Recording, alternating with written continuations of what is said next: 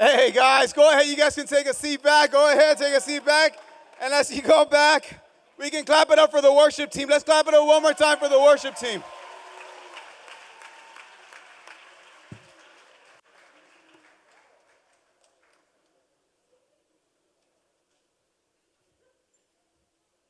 Hasn't it been a great night so far? Woo! Man, there's something powerful happening in this room, isn't there? And I'm really grateful to be together here, and I get a chance to introduce our speakers for tonight.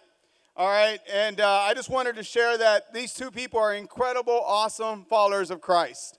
I've known Dike for about 10 years, and Maui, his incredible wife, they're just an incredible couple. And I want to tell you a little bit about their history and about how they're here. And so Dike was baptized at Cerritos College, part of the mighty Long Beach campus ministry,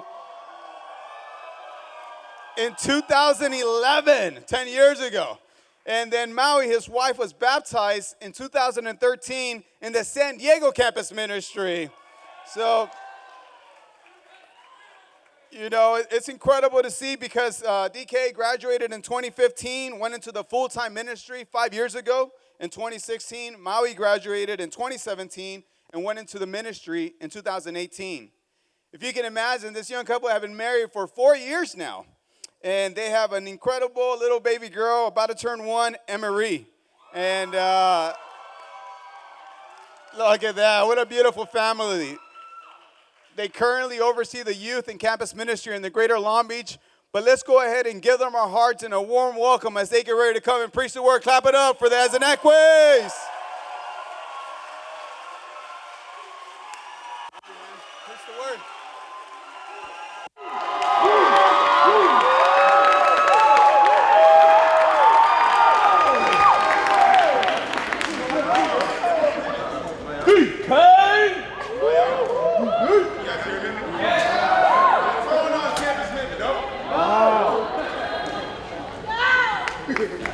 Turn it on, DK. Turn it on. Bro. You guys can hear me. All right. What's going on, campus ministry? Just like David said, my name is Dike Ezenekwe. On the screen, you see a picture of my wife. And, at least according to you guys' applause, the true star of the show is my baby girl, Emery, all right? And it's really exciting for us to be here. When you guys leave here today, if you see your campus minister, tell them thank you so much. Thank you so much. When you walk outside and you see all those men in the back row over there, tell them thank you so much. When you go and you see someone who was singing on stage, tell them thank you so much. This retreat has taken so much work from dozens and dozens and dozens of people. And it's taken so much work for some of you guys who've driven a long way and paid a decent amount of money to be here. And we are so grateful that we get to be here. It's been 2 years, guys, since we've last done this, okay? This is an exciting time. And I'm so grateful to be here. So, the title of our conference, retreat, whatever you'd like to call it, is different. It's different. The reason for that is because our God is different. And if our God is different, that means that we've got to be different. And we're going to get into a lot of different ways that we need to be different all throughout the weekend. But as we were thinking about this, we decided the number one way that we have to be different, the first thing that has to change is our thinking. So the title of this presentation is Different Thinking. Different thinking. And every class you hear, every lesson you hear, everything that we're doing today is going to come out of the Sermon on the Mount from Matthew 5, 6, and 7, all right? So I want to set the stage for you guys. Next slide. I want to set the stage for you guys. The verse before the Sermon on the Mount officially starts. Matthew chapter 4, verse 25. It says, large crowds from Galilee, the Decapolis, Jerusalem, Judea, and the region across the Jordan followed him. Right here, we have a crowd forming around Jesus. And the crowd has people from all different places, all across the place, kind of like our crowd here today, right? We got all types of people, all types of ideas, all types of backgrounds, and they've all gathered for one reason. We've gathered here for one reason, because we heard about Jesus. We know that he's a little bit different than all the religious people that we know, right? He's not exactly like them. He has a little quirk to his game, and we all gathered here to figure out what that is, to learn about who Jesus is. Now, before we jump into the Sermon on the Mount, we got to do a little background work, okay? We got to start with we got to go back to Matthew 1 to kind of understand the story that Matthew's trying to tell. Is that cool? Can we do a little detour to Matthew 1? Next slide. Matthew chapter 1. So, before we start on that, Matthew, before he was called by Jesus to follow him, was a tax collector. A tax collector is exactly what it sounds like. He collected taxes from people. Now, the people who he collected taxes from were his own people, the Jews. And he gave that money, at least most of that money, to the Romans, the people who were over the Jews. So you can imagine how the fellow Jews would feel that Matthew was a traitor. So as you can imagine, Matthew's writing this book from the perspective of an outsider. He's different. He's on the margins. His people don't accept him. And yet, a few years in, Jesus walks up to him and says, Matthew, come follow me. I got something for you. Come follow me. And so Matthew, you have to keep that in mind as everything that you read that we're going to go through this weekend, that Matthew is writing this book from this perspective. So Matthew 1, we're going to start the book, and it starts in the most boring way that a book can possibly start, with a long list of names that you can't pronounce, okay? And this guy was the son of that guy, and that guy was the son of that guy, and that guy was the son of that guy, and then we get to Jesus, right? It's incredibly boring. I skip it every single time. I can't pronounce half of the words. And yet this time when I was reading it, something stood out. So we're going to hop in verse 5 here, and this genealogy is what they call it. It says, Salmon, the father of Boaz, whose mother was Rahab, Boaz, the father of Obed, whose mother was Ruth, Obed, the father of Jesse, and Jesse, the father of King David. David was the father of Solomon, whose mother had been Uriah's wife. Why does this matter whatsoever? You see, genealogies in this time is a completely different time. It was a completely patriarchal society where they would only list the men. So right off the bat, we have to ask ourselves a question, why are there women in this genealogy? What is Matthew trying to do with that? And it's not just that there are women, because there's 40 different women he could have chosen because there's 40 different men, and every man was born of a woman, right? But he chooses three specific women to talk about. The first one is Rahab. Rahab was a prostitute. If you're trying to tell the story about Jesus, you probably want to leave that out. You don't want to talk about his great-great-great-great-great-grandmother who was a prostitute. And then it talks about Ruth. Ruth was not an Israelite. She was not a Jew. She's from a place called Moab. Ruth was a Moabitess. And then you go, the woman who they won't name, the mother who had been Uriah's wife, that's a woman named Bathsheba. You see, David saw Bathsheba. He just couldn't help himself. He had to have her. He commits adultery because Bathsheba was married to one of his soldiers. And so instead of owning up to what he did, he plots a way to get his soldier killed so that he can then legally take his wife. You know, if I'm telling the story of Israel, I'm leaving those three out. They don't make the cut. They're a little different. We want to talk about all the Jewish women who did a really good job, and yet Matthew includes them. Then it comes to the matter of Jesus calling the guys who he would make his team, his disciples. Next slide. Matthew 4. It says, as Jesus was walking beside the Sea of Galilee, he saw two brothers, Simon called Peter and his brother Andrew. They were casting a net into the lake, for they were fishermen. Now, all the people who the religious leaders would call, they would train them from the time they were little boys. The only people who weren't, high-level Jewish leaders were the people who didn't make the cut and had to go do the tradition of their family. In other words, it was a very small group, a very select group of religious leaders, and these guys were, they didn't make the cut. They were fishermen. They were outsiders. And yet Jesus, when he's picking his team, his first-round draft pick is Simon, also known as Peter, and his brother Andrew. That's interesting. We have these three women, we have these outsiders, and then we have the matter of Jesus' actual ministry. When he jumps on the scene, who does Jesus go to? Who does Jesus associate with? Next slide. News about him spread all over Syria, and people brought to him all who were ill with various diseases, those suffering severe pain, the demon-possessed, those having seizures, the paralyzed, and he healed them. Jesus, his ministry was about the suffering. He went directly to the demon-possessed, directly to the disease, directly to the people having seizures, directly to the paralyzed. So we have these women who no one wants to talk about being the only ones mentioned. We have these outcast fishermen who didn't make the cut being his team.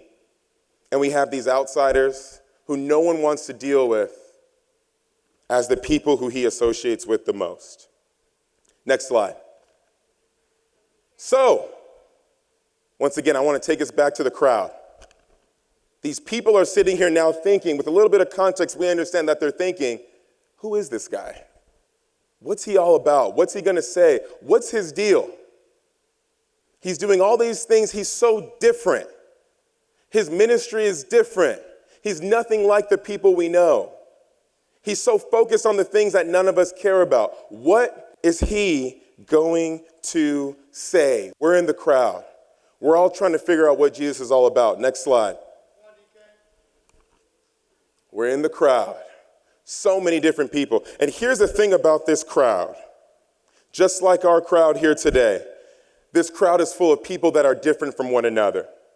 We got people in our crowd here today who was born in your local church, right? You've been there your whole life. And we have people who this may be the first time you've ever done anything regarding church. We have men in our crowd. We have women in our crowd. We got tall people like me. We got tiny people in the crowd, right? We got all kinds of people in the crowd. But we're also different in ways that are a little more serious. Some of us were born in homes that had just one parent. Others of us were born in homes that had two parents. Some of us have two sets of parents even. Some of us were born in more poor backgrounds. Others of us were born in more wealthy backgrounds. Some of us are conservative in our political ideology. Others of us are more liberal in our political ideology. Some of us in our crowd here today are leaders in our local ministry. Others of us are not. Some of us are introverted people. This is just, you can't wait to get out of here, right? You want me to just get this thing going, right? What are we talking about, Dike? Come on now. Others of us are extroverted. You can't wait to be in that mosh pit when this thing's going, right? All you guys know who you are. Some of us go to prestigious, awesome universities and colleges. Others of us, like myself, it's community college, right? Cerritos College, double C's, right?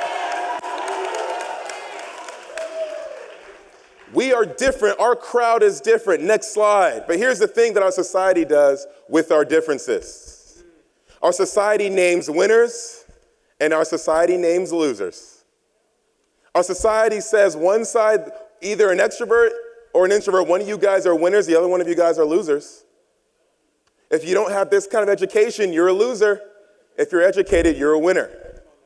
Oh, single parent, oh no, that's not good. You're not a winner. You don't have the right background. You don't have enough money. You're a loser and you're a winner. Our society is always dividing and leveling and measuring and ranking. That's what our society does. Our society decides who's attractive and who's not. What does attractive mean? Who's not attractive? Who is? Who's smart? What does smart mean? Who's not smart? Who's cool? Who's hip? I went to Target and I got this shirt because I wanted to be hip. I wanted to be like you guys. I got some Jordans. I want to be just like you guys, okay? I want to be hip.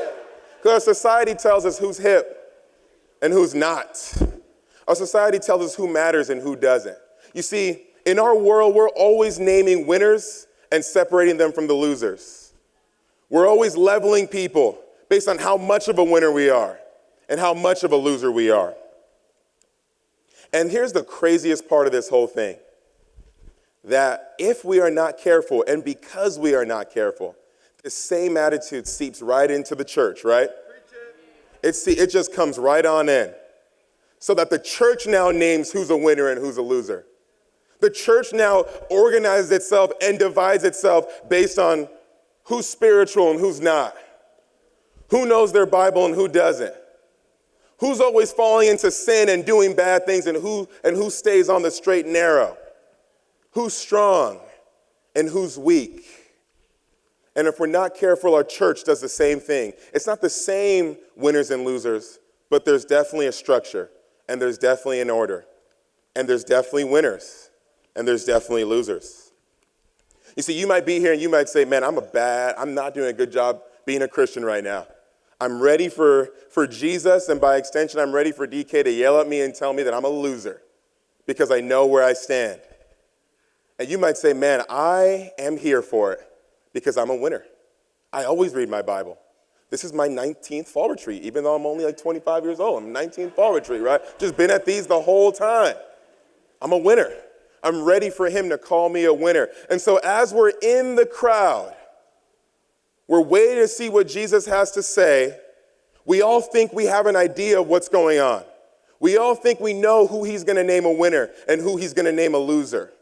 We're all so sure of ourselves. We're all waiting in anticipation. And Jesus comes up, and he's talking about what his kingdom's all about. He's talking about the people who he values. He's talking about the people who his favor rests on. Next slide. He's like, you ready for it? I have a blessing. I'm ready. I'm ready to give it out. I'm ready to name my winners and my losers. Blessed are the poor. Uh-oh. The poor are not winners. Well, blessed are those who mourn. This Jesus got this upside down. He's naming the wrong winners. We don't want to be people who mourn. Blessed are the meek. All of a sudden, Jesus comes on the scene. We're all in anticipation. And the people who have his blessing, another word for that is the people who have his favor are the poor in spirit. You ever prayed? You said, God, I pray that I can be poor in my spirit. If I can only be poor in my spirit by tomorrow. Please, has anyone ever shared for you? God, man, your spirit is so poor. It is. I can't believe how poor your spirit has become over the years. Guess what? It's not a good thing to have a poor spirit, allegedly, right? And yet, unless I'm reading something wrong, that's where God is at. Who likes mourning in here? Anyone like mourning? Over the last few years, it's kind of a weird thing because I'm not that old, but I'm getting old, right? I'm about to hit the 3-0. I'm getting old. I know. I don't have as much hair as I used to. The whole thing is happening, right? It's not good, right? Now, the funny thing is that when you get old, your parents get old. That's the crazy part that I never knew, right? So my parents, I've always thought of them as old. But now my dad, who was always with me, active the whole thing, he uses the oxygen thing to breathe because his lungs don't really work that well anymore. And it's just different because he can't walk as much anymore, so he's getting really skinny and frail. And I'm mourning what that means for the next 10 years. I'm mourning if my next kid's going to know their grandfather at all. I'm mourning the fact that my 11-month-old baby doesn't know the dad that I knew, right? No one likes that feeling. My mom had a cancer diagnosis a few years back. They're different. You're mourning. You realize, man, this is not fun. And yet, that's where God is. Blessed are the mourning. What about the meek? Meek is another word that means when you have strength, but you keep it under control and you don't use it. We are ready for for Jesus to name the strong people, the powerful people, the big, those are the, and Jesus says, hey, blessed are the people who keep their strength under control and actually don't even feel like they have to use it. That's where I'm at.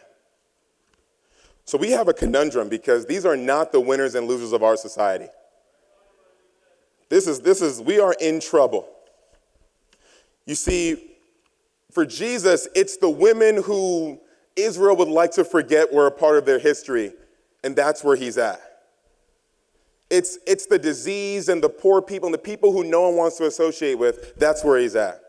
It's the tax collectors who nobody likes because they're traitors, and that's where he's at. That's who has his favor. That's where we find God. Here is the troubling part of this whole entire thing. Thinking different means joining God in those places, even if they're not where we want to go. Thinking different means joining God in this, even though it's the exact opposite of the ways that we organize ourselves as winners and losers. And it's tough. It's not easy. Right now, my wife, my partner in crime, is going to go ahead and preach this next part of the lesson. Everybody, when she walks out, say, "What's up, Maui?"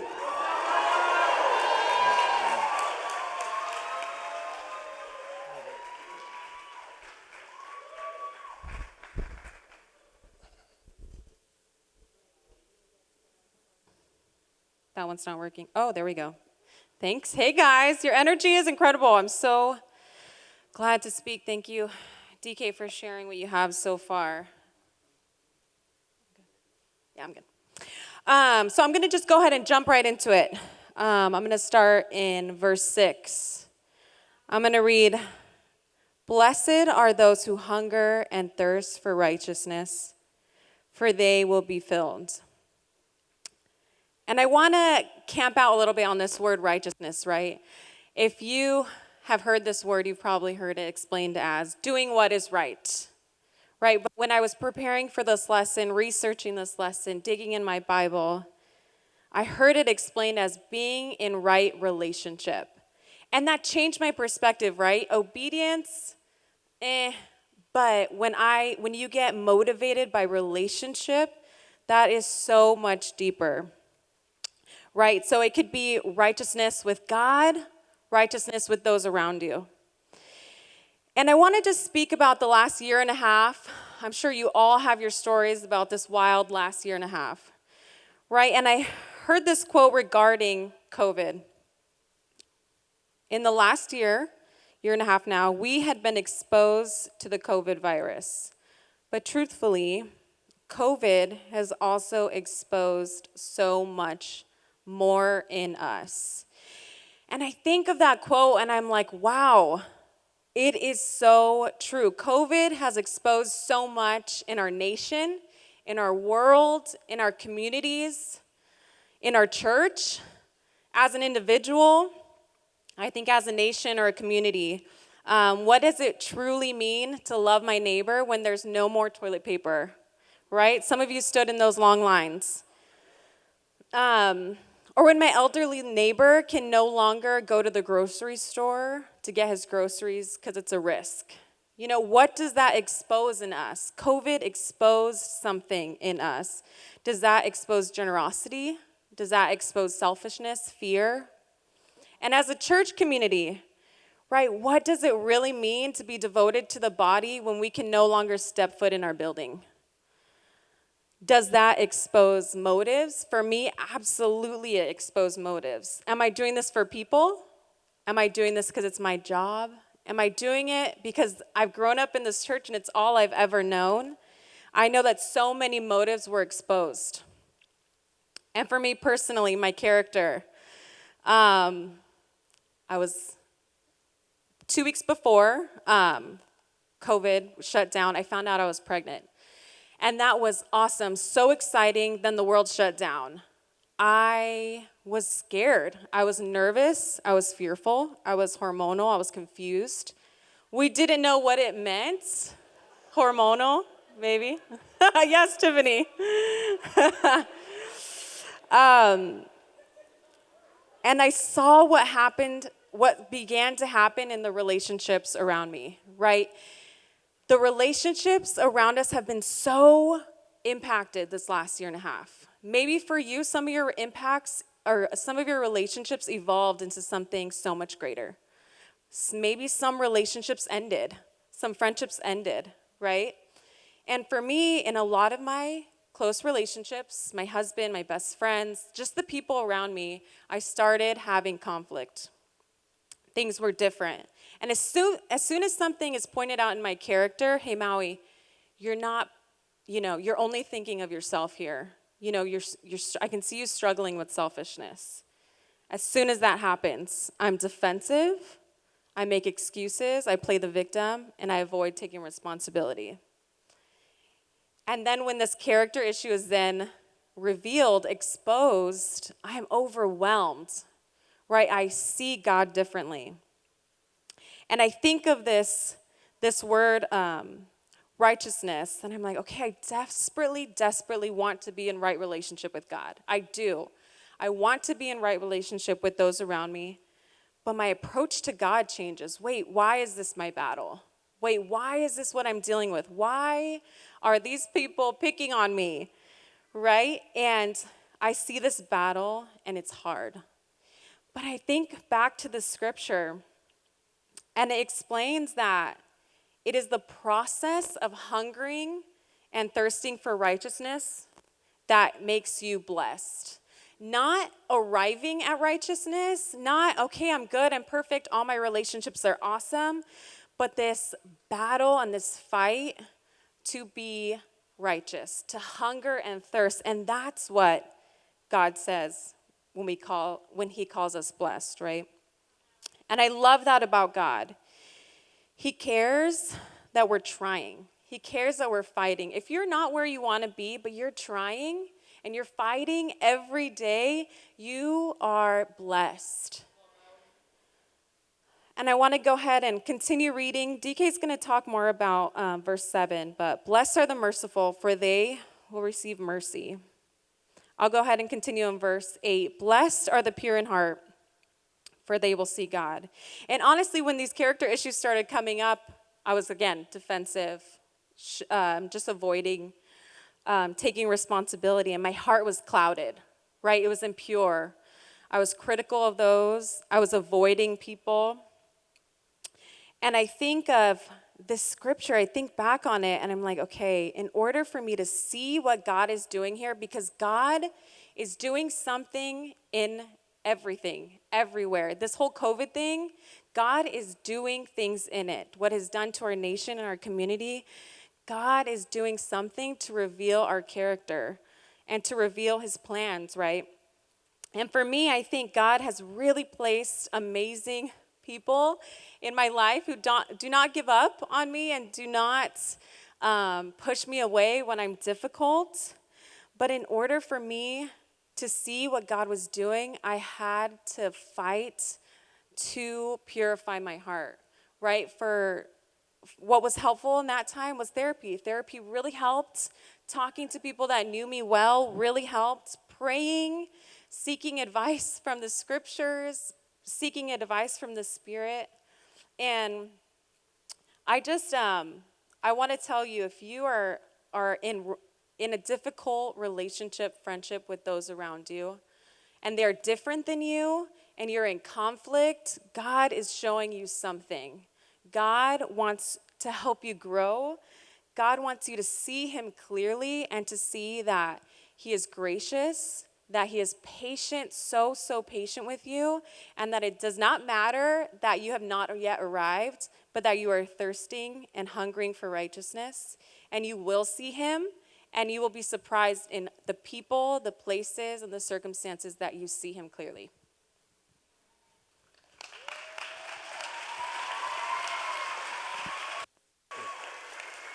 Good job.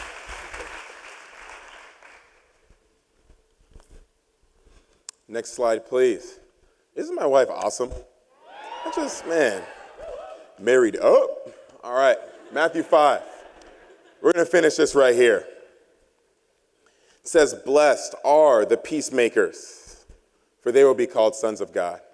Blessed are those who are persecuted because of righteousness, for theirs is the kingdom of heaven. Blessed are you when people insult you, persecute you, and falsely say all kinds of evil against you because of me. Rejoice and be glad, because great is your reward in heaven.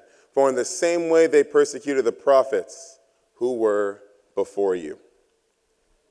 Once again, whether it's hungry and thirsting for righteousness, whether it's meek, whether it's whatever, right? Jesus is so surprising. You know, like if you go on Twitter, for instance, there are not that many peacemakers. There are people who think one thing, and there are people who think the other thing. You know who everybody doesn't like? Peacemakers. Because they never take your side. They're always in the middle of something. And yet, they will be called sons of God. They will be called sons of God. Not the people who argue the best point, not the people with the smartest ideas, but the peacemaker, the middle man or woman, the guy and girl who nobody likes. And blessed are the persecuted, the one who really nobody likes, the one who, because of God, people are insulting, people are laughing at, people are isolating, people are pushing to the side. God's like, that's where I'm at. That's who has my blessing. That's where I want to be. Does anybody like not being liked by other people? You know, I got to tell you guys a story, okay? I thought I was past it. I said, I'm a grown man now. I mostly hang out with like 15 to 23-year-olds in the ministries I lead. Nothing that anybody does can ever bother me. I am past not being liked. I'm just that guy now. Sorry to inform you, I'm just that guy. And then last week, one of the girls in my ministry, she had a birthday party. She just had a birthday party. The 22-year-old person's birthday party, Taylor Swift themed. Now, no one asked me, but I love Taylor Swift, okay? I would have loved to go to that party, and I wasn't invited. Now, I'm a grown man. I have things to do. I can't be going to a Taylor Swift birthday party, let's be honest. And I was so mad that I didn't get to go to the Taylor Swift birthday party. And I was like, what? I'm the minister. You got to invite your minister. I'm great. I love Taylor Swift. Shake it off. I'm there for it. Come on. I mean, and you know what I realized after thinking about it? I think what I really wanted is I just want to be liked. I just don't want to not be liked. Anytime that I can hear or get that somebody likes me, I'm in for it. I want you guys to leave and say, man, that guy, awesome. That guy preaches awesome. And here's the thing. You know where God is at in all this? He's with the people that are hated. He's with the people on the margins. He's with the people that suffer, not with those that are liked. That's challenging. So all throughout these passages, all throughout the book of Matthew, we keep getting this God that is all about the margins and nowhere near the places that our society calls winners. So what do we do with that? Where do we go from there? Next slide. You see, in all the Beatitudes, there's one smack dab in the middle. Even in the Matthew 23, woe to you, woe to you, woe to you, there's one right in the middle. And it's the same exact topic. Blessed are the merciful, for they will be shown mercy. You see, there's one word that comes to mind in all of this, and it's mercy. Our attitude towards other people has to be one of mercy. This crowd is huge. This crowd is diverse. This crowd is different. This crowd has people who the world would call winners. This crowd has people who the world would call losers. This crowd would call, we can level us up 1 to 550 if we wanted to and figure out who's this and that. But the word that comes to mind is mercy. The child of God is merciful because our God is merciful. And if you want to be different, you're not going to be different just by buying a shirt and buying some Jordans. It doesn't make you different. You're not going to be different by going on social media. You're not going to be different by listening to new music. You're going to be different by practicing mercy. You're going to be different by going to the margins as our God goes to the margins. Next slide. To think differently is to show mercy. To think differently is to change our attitude towards the people and the places and the attitudes that we don't like. To think different is to say, you know what, I don't like to mourn, but I know that God is in this somewhere. I don't want to be disliked, but I know that God is in this somewhere. I don't like people telling me to trust, but I know that God is in this somewhere. Right?